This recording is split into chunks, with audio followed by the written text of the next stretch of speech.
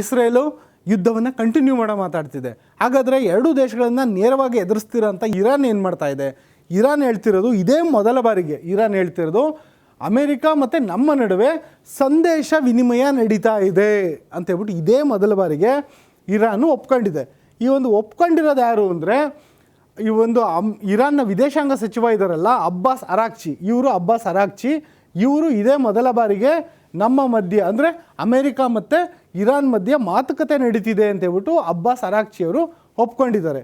ಈ ಒಪ್ಕೊಂಡಿರೋದ್ರ ಜೊತೆಗೆ ಈ ಅಮೇರಿಕಾದ ಒಂದೊಂದು ಅಧ್ಯಕ್ಷ ಡೊನಾಲ್ಡ್ ಟ್ರಂಪ್ ಇದ್ದಾರಲ್ಲ ಅವರ ಪಶ್ಚಿಮ ಏಷ್ಯಾ ಕಾರ್ಯದರ್ಶಿ ಇದ್ದಾರೆ ಸ್ಟೀವ್ ವಿಟ್ಕಾಫ್ ಅಂತೇಳ್ಬಿಟ್ಟು ಈತನ ಜೊತೆಗೆ ನಮ್ಮ ಮಾತುಕತೆ ನಡೀತಾ ಇದೆ, ಮಾಹಿತಿ ವಿನಿಮಯ ಸಂದೇಶ ವಿನಿಮಯ ನಡೀತಾ ಇದೆ ಅಂತೇಳ್ಬಿಟ್ಟು ಸ್ಟೀವ್ ವಿಟ್ಕಾಫ್ ಜೊತೆ ನಡೀತಿದೆ ಅಂತ ಅಬ್ಬಾಸ್ ಅರಾಕ್ಚಿ ಹೇಳಿದ್ದಾರೆ.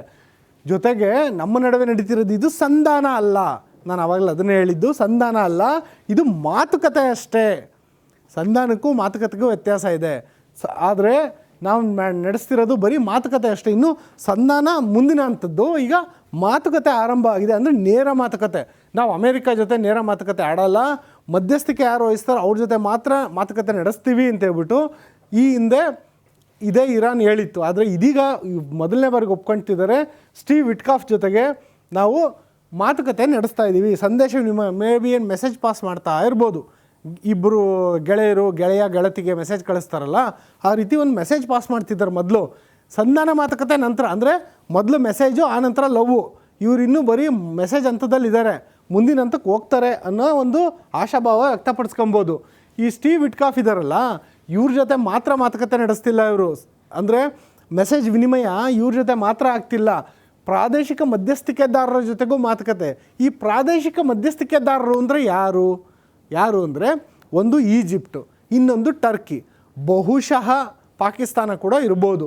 ಈ ಒಂದು ಪ್ರಾದೇಶಿಕ ಮಧ್ಯಸ್ಥಿಕೆದಾರರು ಯಾರಿದ್ದಾರೆ ಆ ಒಂದು ರೀಜನ್ನಲ್ಲಿರುವಂತಹ ಬೇರೆ ಬೇರೆ ರಾಷ್ಟ್ರಗಳು, ಅವರ ಜೊತೆಗೂ ಕೂಡ ಮಾತುಕತೆ ನಡೀತಾ ಇದೆ. ಸ್ಟೀವ್ ವಿಟ್ಕಾಫ್ ಜೊತೆಗೆ ಸೇರಿದಂತೆ ಅವ್ರ ಜೊತೆಗೂ ನಡೀತಿದೆ ಅಂತೇಳ್ಬಿಟ್ಟು ಅಬ್ಬಾಸ್ ಅರಾಕ್ಚಿಯವರು ಹೇಳಿದ್ದಾರೆ. ಅವ್ರು ಹೇಳಿರೋ ಪ್ರಕಾರ ನಾವೇನಾದರೂ ಯುದ್ಧ ನಿಲ್ಲಿಸಬೇಕು ಅಂದರೆ ಯಾಕೆಂದರೆ ಅಮೇರಿಕಾ ಅದೇ ಆಗ್ರಹ ಮಾಡ್ತಿರೋದು ಯುದ್ಧ ನಿಲ್ಲಿಸಿ ಅಂತ, ಆ ಆಗ್ರಹಕ್ಕೆ ನಾವಿನ್ನೂ ಒಪ್ಪಿಲ್ಲ ಅಂತ ಸ್ಪಷ್ಟವಾಗಿ ಹೇಳಿದ್ದಾರೆ ಅಬ್ಬಾಸ್ ಅರಾಕ್ಚಿ. ಯಾಕೆಂದರೆ ಯುದ್ಧ ಆರಂಭ ಮಾಡಿದ್ದ್ಯಾರು? ಇಸ್ರೇಲ್ ಮತ್ತು ಅಮೇರಿಕಾ. ಅದು ಯಾವಾಗ ಮಾಡಿದ್ರು? ಸಂಧಾನ ಮಾತುಕತೆ ನಡೀತಿರೋ ಟೈಮಲ್ಲೇ ಅಮೇರಿಕಾ ಮತ್ತು ಇಸ್ರೇಲ್ ದಾಳಿ ಮಾಡಿದ್ದು. ಹಂಗಾಗಿ ಯುದ್ಧ ನಾವು ಶುರು ಮಾಡಿಲ್ಲ, ಇನ್ನು ಯುದ್ಧ ನಿಲ್ಲಿಸಿ ಅಂತ ನಮ್ಗೆ ಹೆಂಗೆ ಕೇಳುತ್ತೆ ಅಮೇರಿಕಾ ಅನ್ನೋದು ಅಬ್ಬಾಸ್ ಅರಾಕ್ಚಿಯವರ ಪ್ರಶ್ನೆ. ಆಮೇಲೆ ಸಂಧಾನಕ್ಕೆ ನಾವು ಬೇಡ್ಕೊಂಡಿಲ್ಲ, ಅಮೇರಿಕಾಗೆ ಪ್ರಸ್ತಾಪವನ್ನು ಸಲ್ಲಿಸಿಲ್ಲ ಅಂತ ಹೇಳಿದ್ದಾರೆ. ಇದು ಭಾಳ ಭಾಳ ಭಾಳ ಇಂಪಾರ್ಟೆಂಟ್. ಯಾಕೆಂದರೆ ಇದೇ ಡೊನಾಲ್ಡ್ ಟ್ರಂಪ್ ಅವ್ರು ಹೇಳಿದ್ರು ಇರಾನಿಯನ್ಸ್ ಆರ್ ಬೆಗ್ಗಿಂಗ್ ಫಾರ್ ಡೀಲ್ ಅಂತೇಳಿ. ಅಂದರೆ ಅವ್ರು ನಮಗೆ ಬೇಡ್ಕೊಂತಿದ್ದಾರೆ, ನಮ್ಮ ಜೊತೆ ಡೀಲ್ ಮಾಡಿ, ನಮ್ಮ ಜೊತೆ ಸಂಧಾನ ಮಾಡಿ ಅಂತೇಳ್ಬಿಟ್ಟು ಡೊನಾಲ್ಡ್ ಟ್ರಂಪ್ ದೊಡ್ಡದಾಗಿ ಹೇಳಿಕೆ ಕೊಟ್ಟಿದ್ದರು. ಅದಕ್ಕೆ ಇವಾಗ ಅಬ್ಬಾಸ್ ಅರಾಕ್ಚಿ ಸ್ಪಷ್ಟವಾಗಿ ತಿರುಗೇಟ್ ಕೊಟ್ಟಿದ್ದಾರೆ, ನಾವು ಯಾರನ್ನು ಬೇಡ್ಕೊಂಡಿಲ್ಲ, ನಾವು ಯಾವ ಪ್ರಸ್ತಾಪನೂ ಇಟ್ಟಿಲ್ಲ ಅಂತೇಳ್ಬಿಟ್ಟು ಅಬ್ಬಾಸ್ ಅರಾಕ್ಚಿ ಹೇಳ್ತಿದ್ದಾರೆ. ಜೊತೆಗೆ ಇನ್ನೊಂದು ಅವ್ರು ಹೇಳ್ತಿರೋದು ಕದನ ವಿರಾಮ, ಇದೇನು ಸೀಸ್ ಫೈರ್ ಅಂತ ಈ ಡೊನಾಲ್ಡ್ ಟ್ರಂಪ್ ಅವ್ರಿಗೆ ಈ ಸೀಸ್ ಫೈರ್ ಅನ್ನೋದು ಭಾಳ ಆಪ್ತವಾಗಿರೋ ಪದ ಅಲ್ವಾ.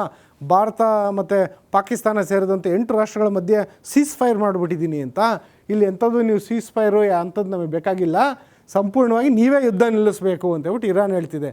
ನಿಮ್ಮ ಸೀಸ್ ಫೈರ್ ನಿಮ್ಮ ಹತ್ರನೇ ಇಟ್ಕೊಳ್ಳಿ, ನೀವು ದಾಳಿ ಮಾಡೋದು ನಿಲ್ಲಿಸಿ, ಅಂದರೆ ಯುದ್ಧ ಮಾಡೋದು ನಿಲ್ಲಿಸಿ ಅಂತೇಳ್ಬಿಟ್ಟು ಇರಾನ್ ಕೇಳ್ಕೊತಾ ಇದೆ. ಜೊತೆಗೆ ಇರಾನ್ದು ಇನ್ನೊಂದೇನೆಂದರೆ ಭವಿಷ್ಯದಲ್ಲಿ ದಾಳಿ ನಡೆಸಲ್ಲ ಅಂತ ಭರವಸೆ ಕೊಡಿ ಅಂತಲೂ ಕೇಳ್ತಿದೆ. ಈ ಥರ ಭರವಸೆ ಡೊನಾಲ್ಡ್ ಟ್ರಂಪ್ ಕಡೆಯಿಂದ ಹೆಂಗೆ ತಗೊಳಕ್ಕೆ ಸಾಧ್ಯ?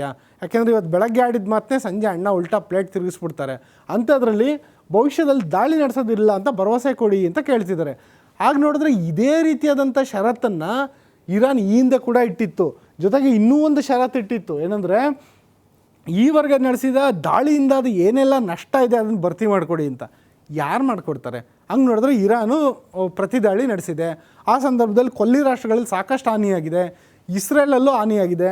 ಹಂಗಿರುವಾಗ ಇರಾನ್ ನಷ್ಟ ಭರ್ತಿ ಮಾಡಿಕೊಡುತ್ತಾ? ಆದರೆ ಆ ಮಾತನ್ನು ಕೇಳಿದ್ರೆ ಇರಾನ್ ಹೇಳೋದು ಮೊದಲು ನಮ್ಮ ಮೇಲೆ ದಾಳಿ ನಡೆಸಿದ್ದು ನೀವು, ಹಂಗಾಗಿ ಈ ದಾಳಿಯಿಂದಾದ ನಷ್ಟವನ್ನು ಭರ್ತಿ ಮಾಡಿಕೊಡಿ ಅಂತೇಳ್ಬಿಟ್ಟು ತನ್ನ ಷರತ್ತೇನಿದೆ ಅದನ್ನು ಪುನರಾವರ್ತನೆ ಮಾಡಿದೆ. ಆದರೆ ಇದಕ್ಕೆ ಅಮೇರಿಕಾ ಆಗಲಿ ಇಸ್ರೇಲ್ ಆಗಲಿ ಒಪ್ಪೋದಕ್ಕೆ ಸಾಧ್ಯ ಇಲ್ಲ. ಇದ್ರ ಜೊತೆಗೆ ಇನ್ನೂ ಒಂದು ಏನು ಹೇಳಿದೆ ಅಂದರೆ ನಮ್ಮ ಮಿತ್ರರಿಗೆ ಮಾತ್ರ ಹರ್ಮುಜ್ ಓಪನ್ ಆಗಿರುತ್ತೆ. ಅಂದರೆ ಯಾವುದೇ ಅದು ಮಿತ್ರ ರಾಷ್ಟ್ರಗಳು, ನಾನು ಆಗ್ತಾನೆ ಹೇಳಿದೆ 5 ರಾಷ್ಟ್ರಗಳು, ಭಾರತ, ಚೀನಾ, ರಷ್ಯಾ, ಇರಾಕ್ ಮತ್ತು ಪಾಕಿಸ್ತಾನ, ಈ 5 ರಾಷ್ಟ್ರಗಳಿಗೆ ಮಾತ್ರ ಹರ್ಮುಜ್ ಓಪನ್ ಆಗುತ್ತೆ.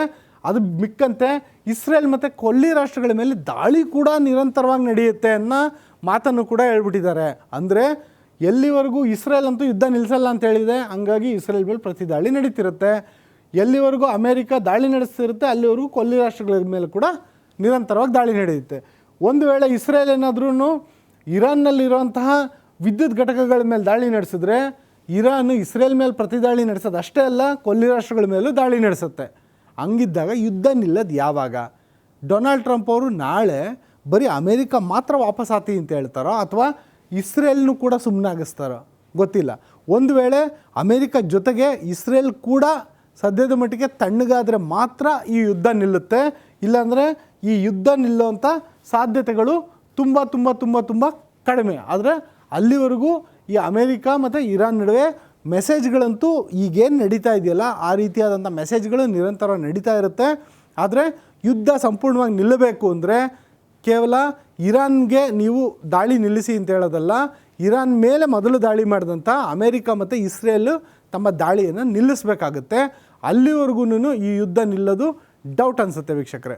ಇದು ಇವತ್ತಿನ 3 ವಾರ್ ಸ್ಟೋರಿ.